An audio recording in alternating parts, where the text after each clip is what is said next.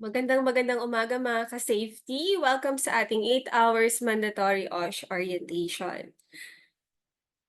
Medyo mahaba-habang discussion to. So meron tayong 6 modules and ako po ang naatasan sa module 1. Ako po si Miss Salva Miranda, Safety Officer and Pollution Control Officer ng FAS SLDC Batino. Para sa module 1, we will tackle the overview for new OSH standards. So ano nga ba si RA or Republic Act 11058?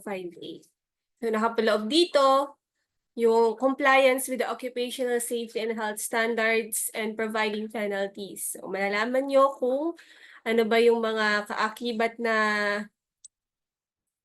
penalties or mga charges if hindi tayo nakapag-comply dun sa mga requirements ni DOLE all about sa safety and health standards.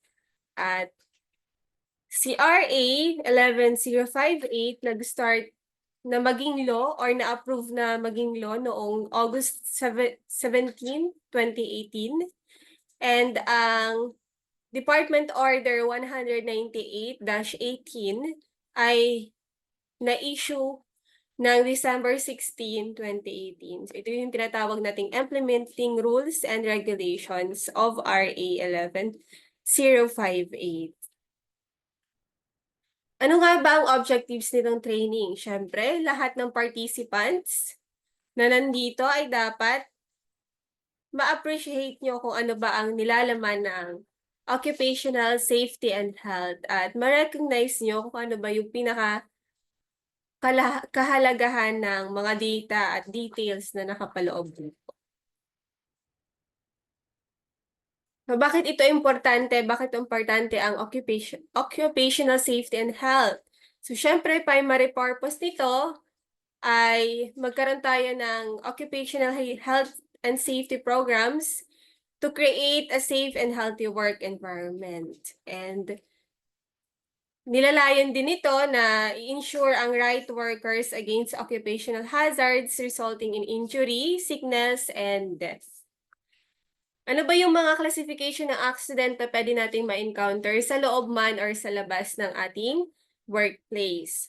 Nandyan ang property damage, near miss, non-work-related accidents, serious injury involving other tenant and public, first aid case, medical treatment, beyond first aid, restricted work case, lost time accident, irreversible, and fatality. Ano ang kahalagahan ng safety? Ano kaya? Bakit mahalaga ang safety? So pinakaunang-una dyan, para maiwasan or ma-prevent natin ang accident and incident sa loob ng ating pinagtatrabahuhan. At syempre, makapag-promote tayo ng wellness para sa empleyado at sa ating mga employer. Awareness about surroundings, kung may hazard na ba, ma-aksidente ba ako dito, ma-aksidente ba ang katrabaho ko. At syempre, ma-reduce yung workplace stress natin dito. Kaya tayo may mga programs and other activities. At ma-identify yung mga proper tools and equipment na pwedeng gamitin o dapat gamitin sa mga process and procedures na kailangan sa ating trabaho. At syempre, makorek ang ating mga substandard behaviors, lalo na yung mga unsafe behaviors and unsafe conditions.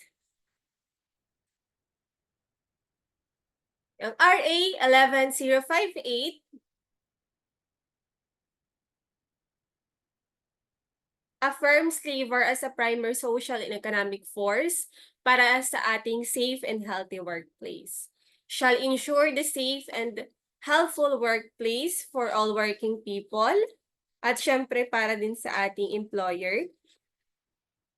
And shall ensure the provisions of the Labor Code of the Philippines for all domestic law and international recognized standards na mako-comply po ng lahat.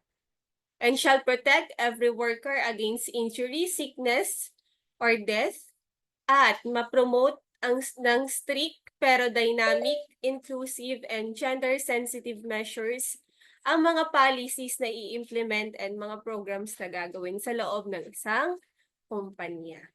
Sino yung cover nitong Republic Act 1105A? Siyempre lahat ng establishments, projects, and site, and all other places where work is being undertaken. Sino-sino yung mga kasama? Pinakauna po dyan ay yung nakasama sa Economic Zone and Other Investment Promotion Agency, yung mga hawak ng PEZA o ng Philippine Economic Zone Authority, ng Clark Development Corporation or ng CDC, mga utilities na nasa air, sea, and land transportation, industry ng mining, fishing, construction, agriculture, and maritime. And syempre covered din nito yung mga construction and subcontractors, including the engagement in the projects of public sectors. Lahat ng mga workers na nagtatrabaho sa public and maging private man ay covered po nitong law na to. Ang hindi lang po nito cover ay hindi lang ma-apply tong Republic Act 110580 ay sa mga national government agency dahil may separate pong rules and regulations na ini-issue sa Civil Service Commission and other government agency para sa kanila.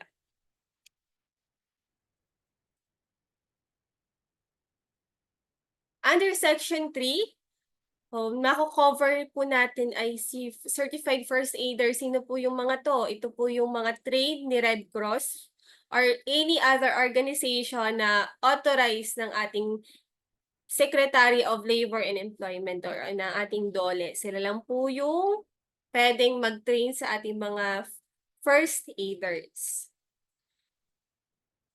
Department of Labor and Employment, yung DOLE na tinatawag. Sila po yung accredited trading organizations that have been granted and accredited by DOLE pursuant to Department Order Number 16 Series of 2021 and its subsequent regulations. Ayun nga sinabi ko kanina, si First Aider, masi-certify lang siya na First Aider kung siya po ay trade ni Red Cross or any organization na accredited ng ating Department of Labor and Employment. Imminent danger. Ano tong imminent danger? Ito yung caused by a conditions or practices na pwedeng mag-lead to death or serious physical harm sa isang empleyado. High risk. So meron tayong tatlong classification of risk. Pinakauna po dyan ay yung high risk establishment. Ibig sabihin, ang ating pinagtatrabahuan or ating workplace area ay may presence na ng hazard or potential hazard. Hindi lang siya hazardous sa loob ng company or ng pinagtatrabahuhan, pero pwede din siya hazard or makakaapekto sa labas or outside ng premises ng workplace area. Ito yung mga example ng mga high risk na environment or na company. Kung nandito kayo, isa kayo sa nagtatrabaho dito, ibig sabihin nasa high risk kayo. First is yung chemical work and chemical production plants. Second is construction. Third is deep sea fishing. Fourth is exclusive and pyrotechnics factories. And firefighting, healthcare facility, installation of communication accessories, towers, and cables. May mga working at heights po ito. LPG filing, refiling, storage, and distributions. Ano po yung mga nakikita natin sa LPG? May mga cylinder po ito na pwedeng possible na mag-burst or may gas pressure na pwedeng sumabog. Mining. petrochemical and biofuel works and refineries, power generation, transmission and distribution in energy sector, storage and handling and distribution center to toxic and hazardous chemicals. Lahat ng warehouses or distribution center na ang hinahawakan ay mga chemicals or toxic and hazardous chemicals. Storage and handling of fertilizer in high volume, transportation, water supply, sewerage, waste management, remediation activities, work in which chlorine is used in bulk, and last is any activities or establishments na related po dito sa mga nasa listahan. Yun po ay determined or na-determine ni DOLE na nasa high risk na establishments. Ano pa po yung dalawa? Meron tayong medium risk establishment. Ito ay yung workplace na merong moderate exposure to safety and health hazard and not likely with probability of an accident, injury, and illness. If no preventive or control measure are in place. So, magkakaroon pa rin naman ng accident incident kung wala tayong mga preventive measures, pero if ever man na na-comply ni establishments yung mga kailangan para hindi magkaroon ng accident incident, so alam natin na safe pa rin tayo kasi moderate lang po yung exposure ng safety and health hazard sa establishment na medium risk. And last is the low risk establishments refers to workplace where there is low level of danger or exposure to safety and health hazard, not likely or with low probability to result in accident, harm, or injury or illness. Excuse me. So, pag sinabing low risk, ibig sabihin, napakababa po yung level na nai-expose ang worker sa anumang panganib sa loob ng kumpanya at sa labas man ng kumpanya or ng establishments. So, nasan kaya si SLDC dito? Nasa high risk ba? Nasa medium risk ba? Or nasa low risk ba? Si SLDC, Batino, ay nasa medium risk po tayo. So, meron tayong moderate exposure to safety and high hazard. Bakit? May mga moving MH tayo. Meron tayong top 4 risk na na-identify. Pinakauna po dyan ay hit by moving object. Dahil nga meron tayong trucks and MHE. Second is high hazards. Dahil meron tayong 5 to 7 high na mga rackings. Third is the dock and yard, which is may mga incident na din na may nahulog na units, may nahulog tayong empleyado, mga once or twice na. Kaya po naging risky ang dock and yard. And next is, the fourth one is the fire hazard dahil meron tayong mga combustible material dyan sa loob. At mga electrical equipment, mga battery room natin. So, yun. Kailangan natin ng mga preventive and control measures sa loob ng ating workplace para maiwasan natin yung accident. Next is Occupational Safety and Health Standard or yung OSH na tinatawag natin. Refers to a set of rules issued by DOLE na mandates to adopt and use of the appropriate practices, means, methods, operations or processes, and working condition reasonably necessary to ensure safe and healthful employment. So, ito pong OSH standards ay naglalayon o minamandate ni DOLE na makomply ng bawat establishments para na din sa safe and healthful employment at alam natin na walang mangyayaring kahit na anong aksidente sa loob ng ating pinagtatrabahuan. Next is the personal protective equipment. Ano-ano po ito? Nakikita niyo po dyan sa baba. Meron tayong safety shoes, gloves, goggles, spectacles, earplug, or the earphones, apron, and face shield. So lahat po yan ay example ng ating mga PPE or personal protective equipment. Ito po ay mga specialized clothing or equipment para maprotektahan ang mga workers against safety and health hazard na magkukos ng serious illness sa ating workplace. Safety signage, ito po yung mga makikita niyo dyan sa loob ng warehouse o sa labas man, pagpasok mo po lang ng gate. O kung anumang establishment ang pinuntahan nyo, meron na kayong makikitang mga nakapaskil dyan sa wall. Ito po ay emergency, warning, or danger signpost na kailangan natin sundin. May iba-iba din po tong sizes, may iba-ibang kulay na merong nakalagay na instructions and warnings dun sa loob ng isang establishment.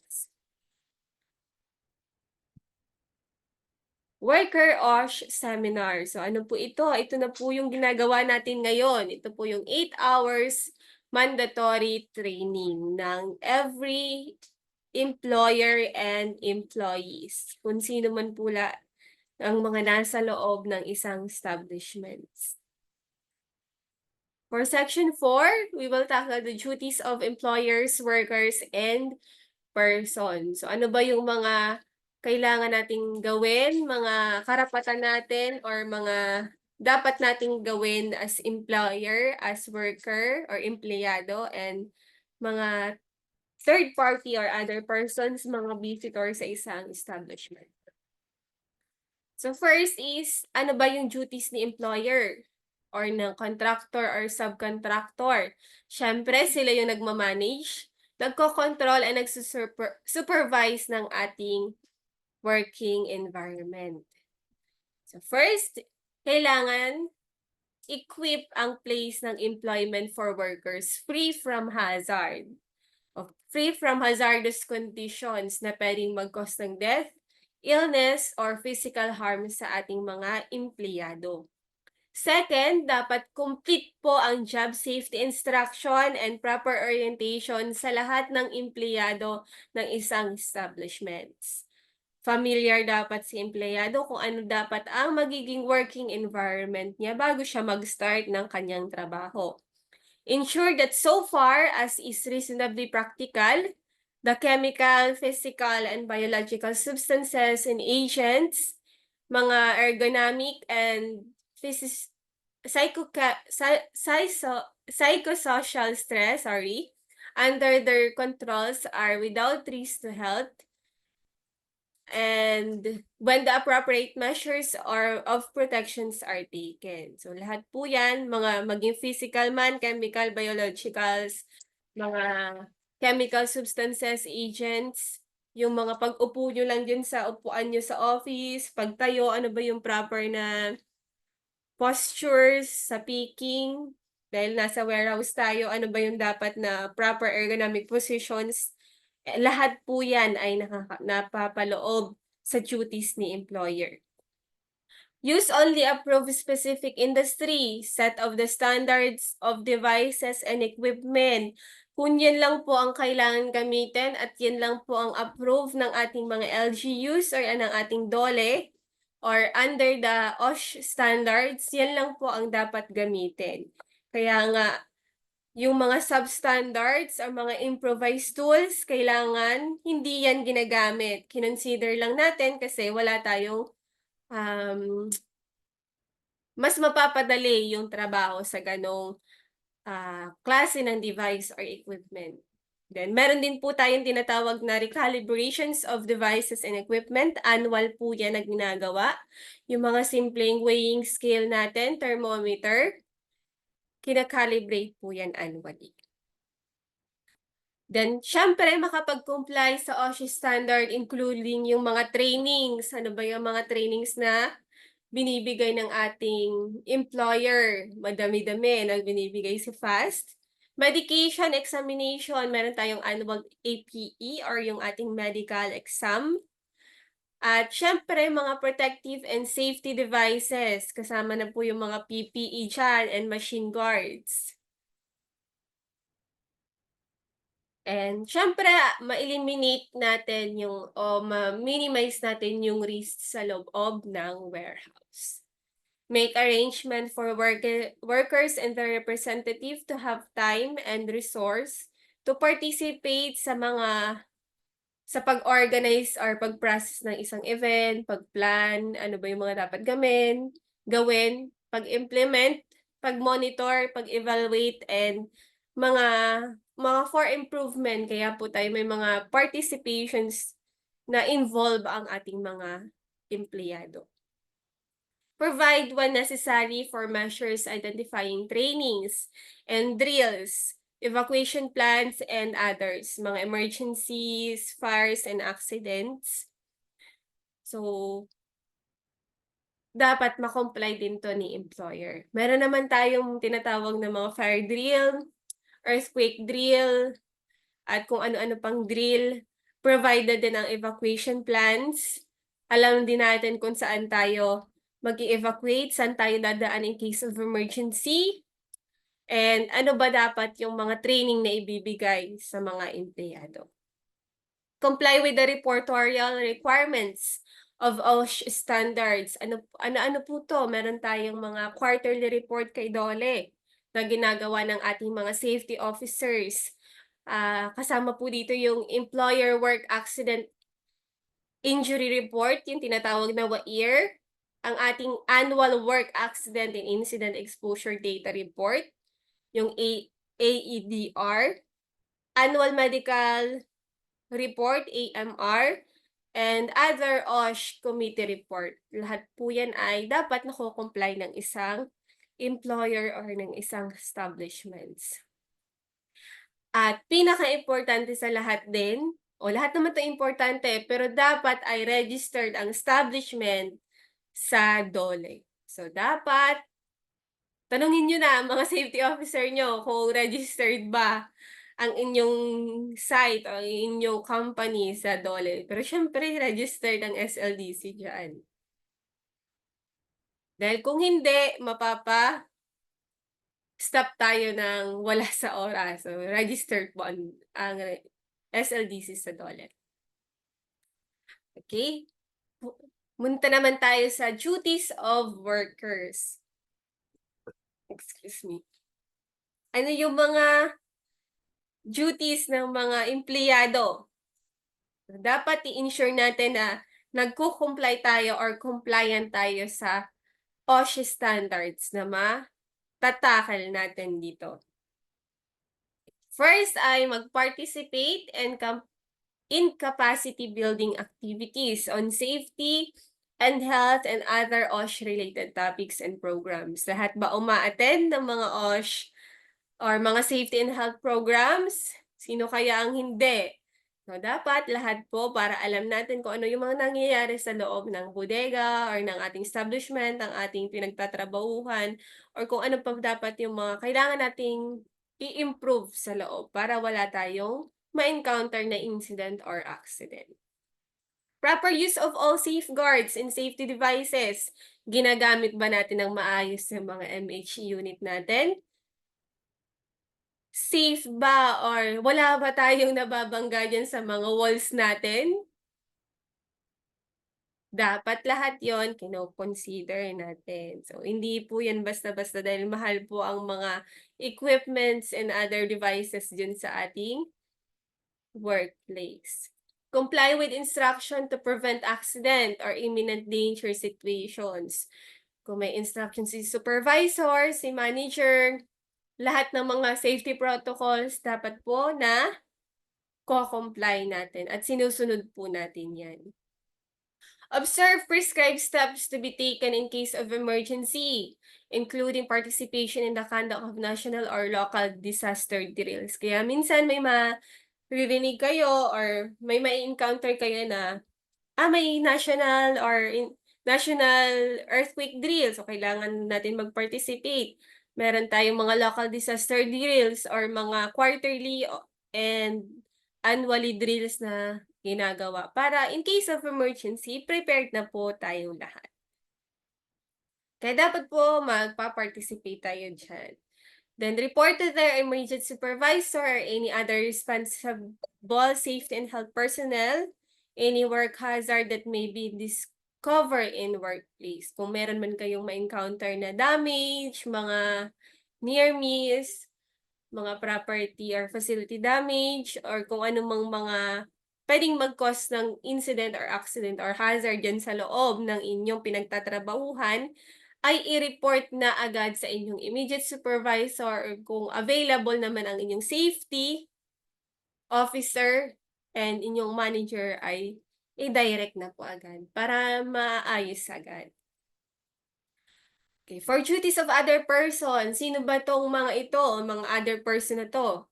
Pwedeng third party, mga contractors, mga visitors, o mga nagre-renovates, may mga kailangan i-construct dyan sa loob ng inyong establishments, o may mga i-install, sila po ay yung mga other persons. Kailangan po ay mag-comply pa rin sila with all the provisions of the rules and all other regulations sa loob ng inyong establishment. So, kailangan nila makipag-cooperate, makipag-collaborate para ma-ensure ang compliance ng OSHA standards and regulations. Para naman sa workers' right to know, anong-ano po itong mga to? Ano yung mga kailangan nyong malaman? Okay, the right to safety and health at work shall be granted. Ay, dapat binibigay ito sa lahat ng empleyado. All workers shall be appropriately informed by the employer all about the types of hazards. So, dapat alam ng mga empleyado kung ano ba yung mga mai-encounter nila sa loob ng workplace. Ano ba yung mga makakadisgrasya, possible ba may mga gantong incident, at ano-ano yung mga uri ng hazard na nandyan sa loob ng warehouse. So, provided access to trainings and educations, provided naman po siguro. O provided talaga ni SLDC yan, ni FAST SLDC. Pati po ang mga orientations, mga chemical safety, electrical safety, mechanical safety, mga ergonomics, kaya nga po tayo may ergo, and other hazard and risk. All workers, including mga bagong hired, ay dapat trained at inform sila sa lahat ng types ng hazard dyan sa loob. Kaya nga tayo may mga safety orientations, kahit visitors, di ba? Hindi lang newly hireds. Kahit sa mga matatagal na, meron tayong mga refresher na tinatawag. Training and information material used shall be made readily available and accessible. So, lahat naman po yan available, yung mga documents, at dapat may record at easy to access ang mga training module or training documents na kakailanganin. Reorientations on safety and health for workers, yun nga po, reorientation or refreshers ay dapat regular na ginagawa. Meron sa atin ay yung mga refreshers, ang mga matatagal na annually. At yung iba, sa iba naman ng mga high-risk establishments, so nasa medium tayo, sa ibang high-risk establishments, once per quarter or mga 4 na beses sa buong taon, dapat sila nagkakandak ng reorientations or training sa kanilang mga empleyado. Okay?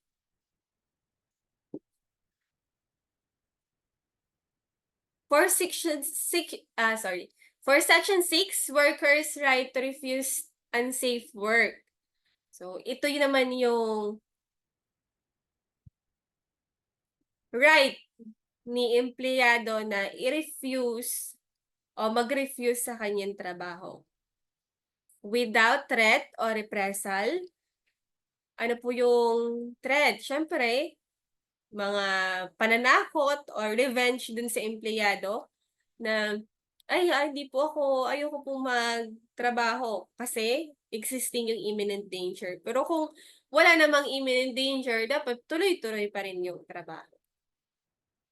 As preventive measure, the safety officer may or following his or her own determination and without fear of reprisal, implement a work stoppage or suspended operations in case of imminent danger.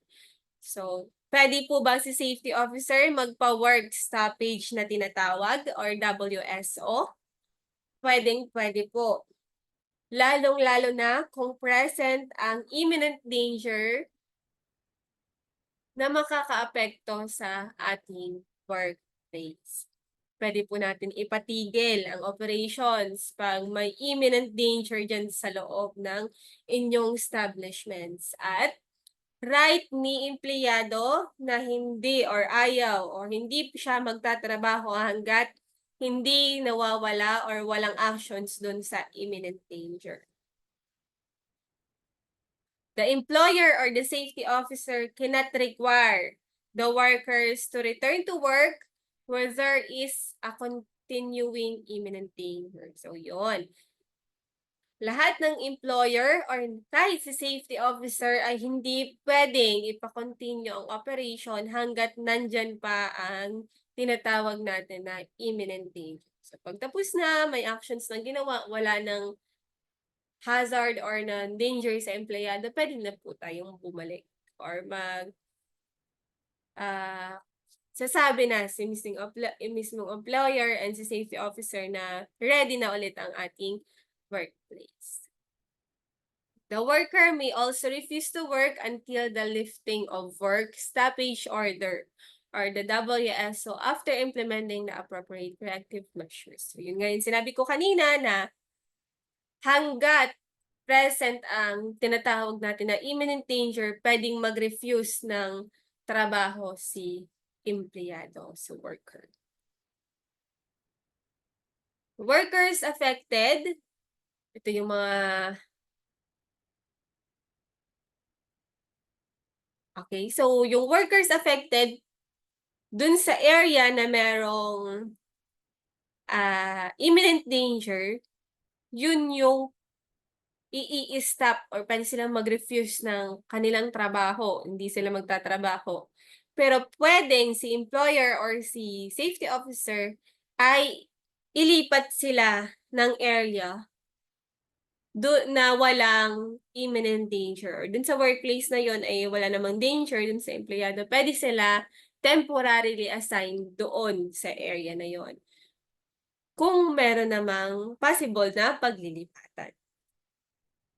Okay, this section of this rule shall apply during the period of such WSO or suspension of operations due to an imminent danger. So, lahat lang po to na nabanggit ay during lang ng declarations ng imminent danger sa isang establishments. Pero kung wala naman, di naman po tayo nagkaroon ng work stoppage, continuous pa rin po ang operation.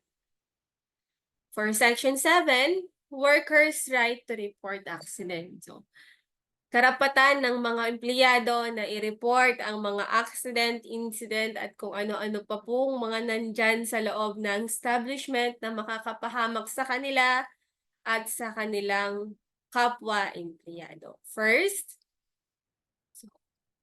the right to report accident, dangerous occurrence, and hazard to the employer, to DOLE, and other concerned competent government agency. Sinasabi ko kanina, karapatan nating i-report lahat ng accident or dangerous occurrence or hazards na pwedeng makaapekto sa atin sa DOLE at sa kung sino man na sakop ng ating areas. Free from any form of retaliations for reporting. Ibig sabihin, walang mga revenge, walang threat na gagawin dapat dun sa empleyado. Pag ni-report niya itong mga accidents or any incident na makakapture sa loob ng establishments. Reporting of accident to DOLE may be made through any means of communications. Meron silang hotline, pwede naman pumunta na kayo diretso dun sa regional office, sa field, or provincial's office, or satellite office ni DOLE. For Section 8, workers' right to personal protective equipment. So, inaanday ito ng lahat. Ano ba yung mga karapatan natin in terms ng personal protective equipment? Okay.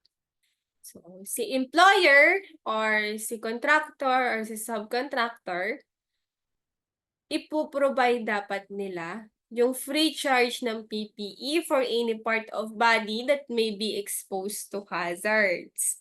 Lahat po, for example, sa atin, dito sa SLDC, meron tayong PPE ng vest, reflectorized vest, safety shoes, hard hat, gloves, and full body harness. Meron pa tayong ibang ginagamit, depende dun sa areas or yung activity na gagawin natin. So, dapat free of charge siya. Pero, yun nga, meron tayong tinatawag na scheduling of PPEs, kung ano ba yung lifespan niya, kung 1.5 year ba siya, 2 years, or kung 1 taon lang ba siya, tapos na-damage na agad. So, kailangan natin siya i-check kung bakit ba agad nada-damage tong isang PPE na 'to. Ginagamit ba 'to tuwing tag-ulan, or kung ano pa ba yung mga practices na ginagawa bakit agad na da-damage yung PPE. Pero regardless dun sa timeline, if ever man na na-consume na ni empleyado yung lifeline nung lifespan nung PPE. So, dapat 'pag nag-renew siya or kukuha siya ng panibagong PPE, so free of charge na pa rin po yun. The cost of PPE shall be part of the safety and health program. So, dapat nasa programs and nasa budget po siya ni employer. Dapat si PPE or yung mga PPE natin, appropriate types as tested and approved ng DOLE. May mga certifications po yan kung standard ba yung ating mga PPE. The usage of PPE in all establishment, project sites, and all other places where work is being undertaken shall be based on the evaluation and recommendations of the safety officer as a result of workplace hazard assessment. So, may mga assessment po tayo, kaya tayo nag-come up sa gantong mga PPE na ginagamit natin. O bago po yan gamitin or bago magamit ng isang employer o ay empleyado, ay na-assess na yan ni safety officer. Kung ano yung mga appropriate na personal protective equipment na gagamitin. Depende doon sa activities. Ang mga PPE ay may appropriate size, weight, and type specific to all workers. So, dapat yung size niyan ay applicable din sa kung anong size ng paa mo, ng ulo mo, adjustable ba siya. Hindi yung maliit yung paa mo, tapos ang laki ng ano mo, ng safety shoes mo. So, hindi siya appropriate. Okay. Then, yung types. Baka mamaya niyan, chemicals yung hawak mo, tapos cotton gloves yung gamit mo. So, kailangan natin i-check yun. Dapat yung availability ng PPE ay tama din dun sa activity na gagawin natin. Okay. Supplemented by training. So, lahat ng mga high-risk activity na kailangan nitong mga PPE na to, dapat meron din siyang karampatan training. So, like, sa working at heights. Di ba bago kayo makapag-working at heights, mag-working at heights training muna kayo para ba gamitin, para pa tayo maglagay ng full body harness. So, yun po yung mga example na. Failure to provide appropriate PPE in a high-risk activity shall give a rise to the right of workers to refuse unsafe work. So, ito, mga gusto pa rin ng mga workers yung hindi magtrabaho. So, syempre, kung hindi na-provide ng ating employer yung correct PPE, lalo na pag high risk yung activity na gagawin natin, karapatan po natin na mag-refuse dun sa trabaho na na binibigay sa'tin kung hindi naman proper yung mga PPE na gagamitin. Pero kung provided naman siya ni employer, okay at maganda ang inyong mga gamit na PPE, o hindi po natin puwedeng sabihin na hindi tayo magtatrabaho. Under Section 9, Safety Signage and Devices. So, siyempre dapat ang mga safety signage natin or mga device dun sa loob ay maayos, clear, kitang-kita dapat, nasa prominent positions at strategic locations, yung kitang-kita dapat siya. Yung sizes dapat tama din.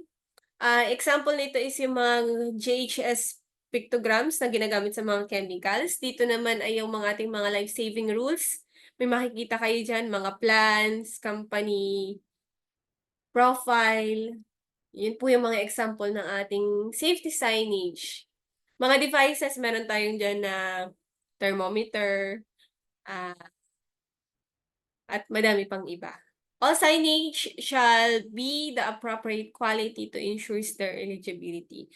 So yun, dapat yung pagkaka-print ng ating signage ay maayos at maganda or kitang-kita in good quality para legible yung mga nakapaskil diyan, kita agad nung mga dadaan.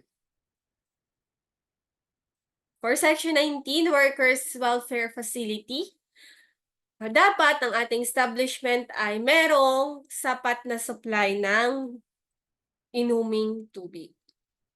Ano pa? May sapat na sanitary and washing facility.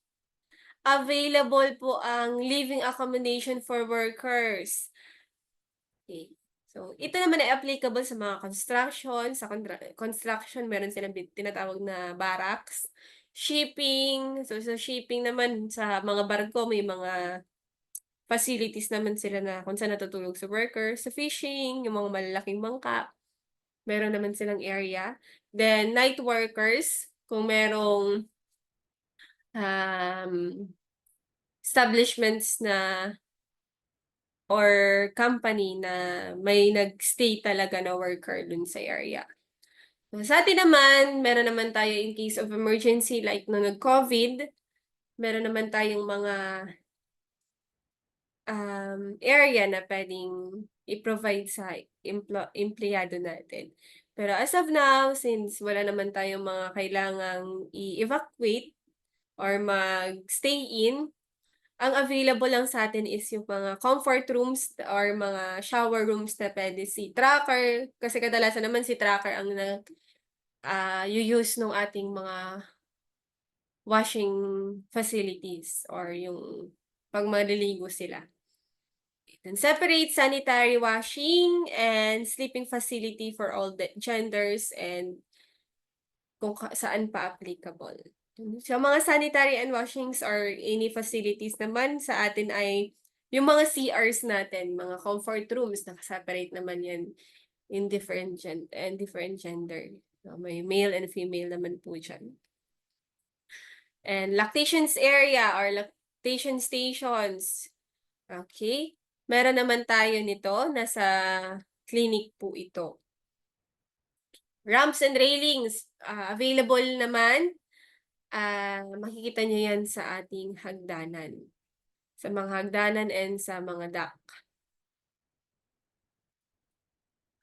Other workers' welfare facilities, so kung ano pa yung mga pwedeng madagdag ni employer or kung ano pang available sa inyong establishments or dito sa SLDC, lahat po yan ay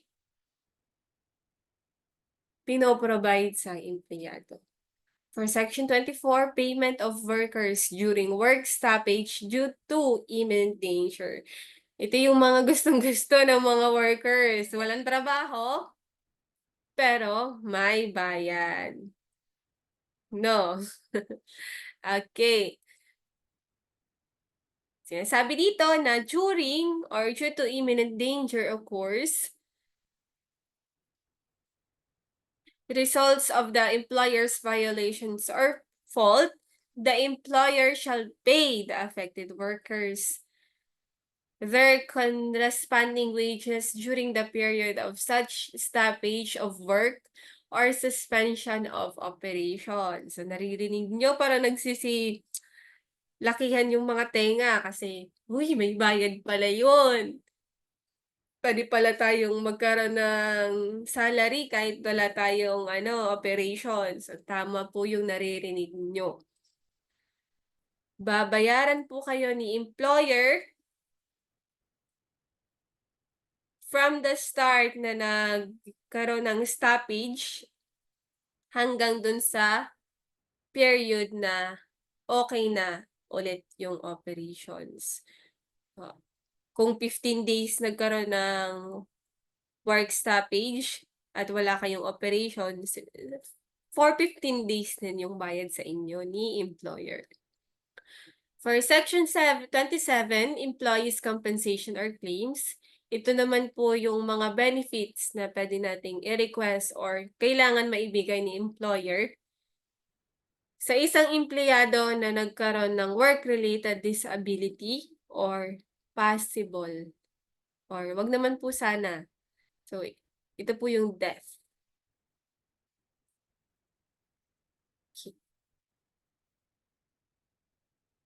Lahat po na nagkaroon ng accident incident sa loob ng warehouse, meron po kayong compensations and puwede po kayong mag-claim ng inyong mga financial support kay employer. For our company SHEQ policy, commitment po namin na makapag-provide sa inyo ng safe and healthy working conditions at nakalagay din po ito sa OSH standards. Commitment to eliminate its OSH risk and OSH opportunities. Commitment to eliminate hazard and reduce OSH risk. And maprotektahan ang environment na including preventions of pollution and promote environmental sustainability. And mag-comply sa mga laws, regulations, and other relevant requirements. Strive to zero damage and no waste through continuous improvement to sustain quality products and services. And commitment to consultations and participation of workers. So, kaya nga tayo may mga programs at kailangan nyo mag-participate. So, as discussed kanina na duties ni worker and employer yun. Commitment to continual improvements para sa ating occupational health and safety, para sa ating environmental management system at sa quality management system. So, continuous po ang ma-improve ng mga managements and ng employer ang OSH, EMS, and QMS. And for company safety rules and regulations, ito yung mga kailangan nating sundin. Okay, mga sinusunod na natin, ongoing naman. Pagsuot ng PPE sa kanya-kanyang workplace ay mahigpit na ipinatutupad. Ano itong tatlo? Safety shoes. Sinusuot upang maprotektahan ang ating mga paa kasi pag yan ay nadaganan o naipit, pwedeng mawalan tayo ng daliri sa paa. So, sabi nga ng isa nating kasamahan, hindi na natin maibabalik yan. Walang available yan kahit saan. Kung meron man sa palengke, kaso 3 ang kuko. So, pwede kaya yon? Gusto nyo kaya yon? Siyempre, hindi. And next is yung hard hat. Para maprotektahan ang ating mga ulo sa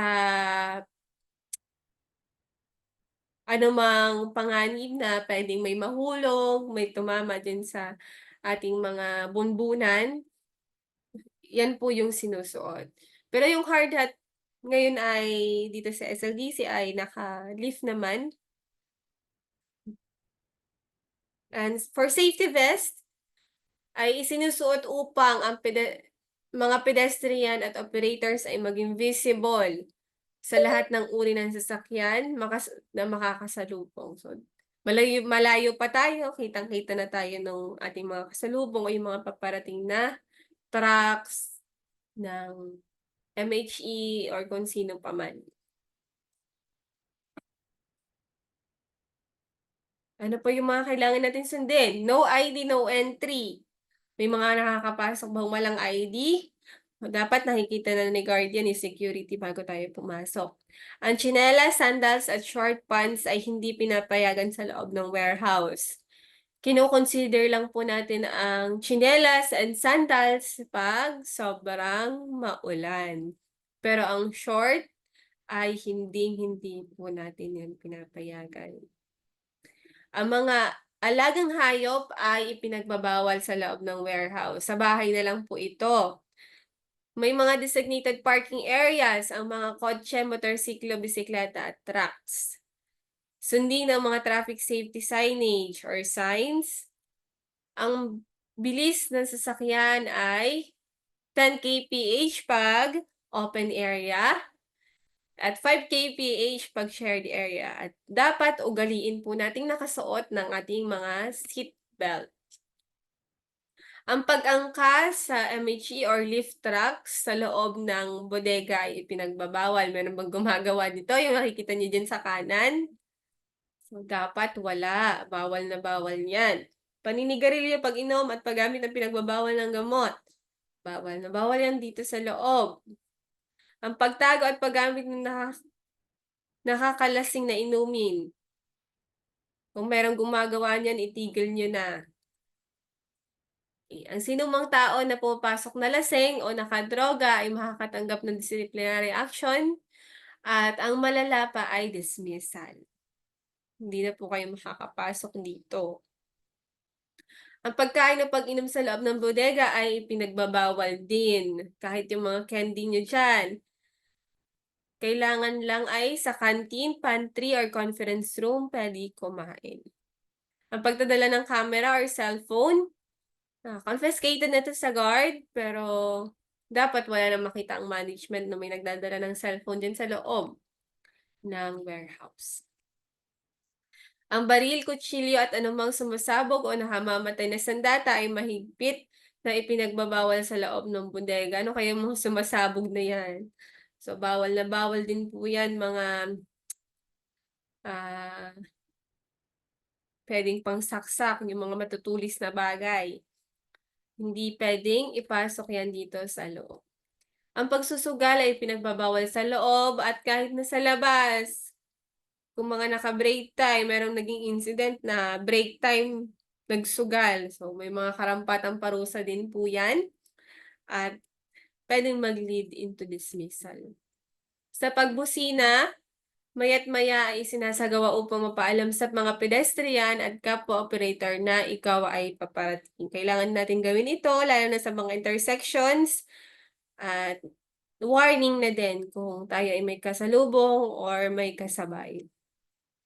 Ang paghinto sa bawat kanto o roll-up doors at blind corners ay sinasagawa upang masigurado na walang maaaring mabangga o mahagip sa pagdaan ng unit. Ginagawa pa ba to? Kailangan, kung hindi man tayo maka-full stop, at least mag-slow down para alam natin or ma-check natin kung may paparating ba, may kasalubong ba tayo. Maiwasan nating makabangga.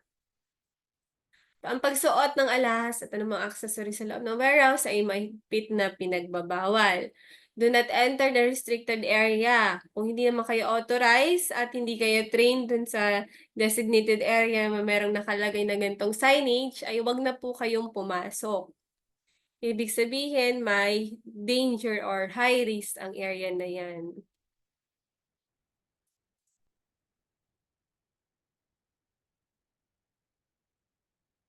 Ang dura sa loob ng planta at warehouse ay mahigpit na pinagbabawal. Huwag po kayong mag-spit dyan. Pwedeng sa mga basurahan or punta na agad sa malapit na CR. Bawal na bawal kayong magdura dyan sa kung saan-saan.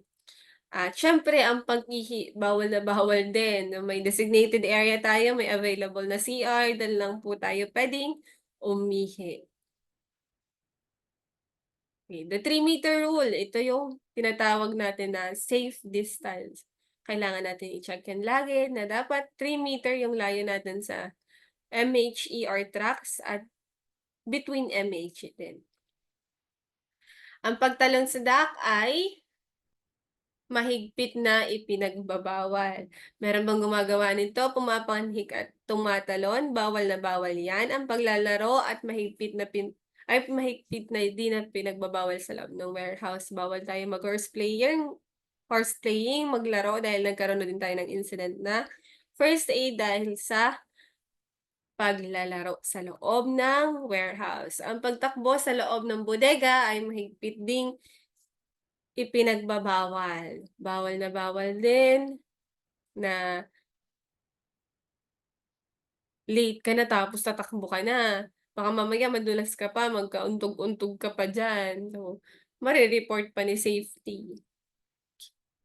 Meron lang ako dito gustong ipakita na video ng mga unsafe act na ginagawa ng mga empleyado sa ibang establishments.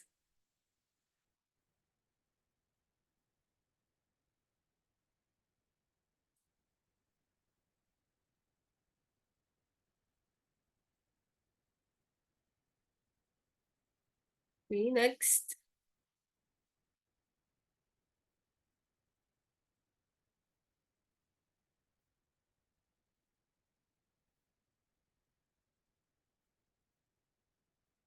Hmm. Before I end, helping is good, but do it safely, please. So, do it safely, please. Nakita niyo yung pinakaunang video, tumulong ka nga, ikaw din yung napahamak. So, dapat i-consider mo kung safe ba 'to 'pag ganito yung ginawa ko. Ano ba yung ano ba yung kailangan kong gawin na makakatulong ako pero ligtas pa rin ako and yung kapwa ko worker? At ito din, yung pag-atras. So, bigla-bigla, isang rock lang yung natamaan niya pero halos lahat gumuho. So, i-consider natin lagi yung magiging outcome ng ating mga ginagawa. So, puwede naman tumulong pero alamin natin na ligtas ba tayo, ligtas ba yung mga kasamahan natin. Kasi siyempre lahat tayo may nag-aantay sa ating mga bahay. Mayroon tayong mga nanay, tatay, yung mga anak natin, mga kapatid natin nag-aantay diyan. Kung hindi naman puwedeng uuwi tayo ng kulang ang daliri, may putol ang paa, may mga sugat at hinding-hindi dapat tayo uuwi ng wala ng buhay. Kung hindi masamang tumulong, basta siguraduhin nating safe tayo at safe ang ating mga kasamahan at ang ating paligid. So, this is the end of the module 1. We will proceed to the next speaker on module 2. Maraming maraming salamat and sana ay may naintindihan kayo.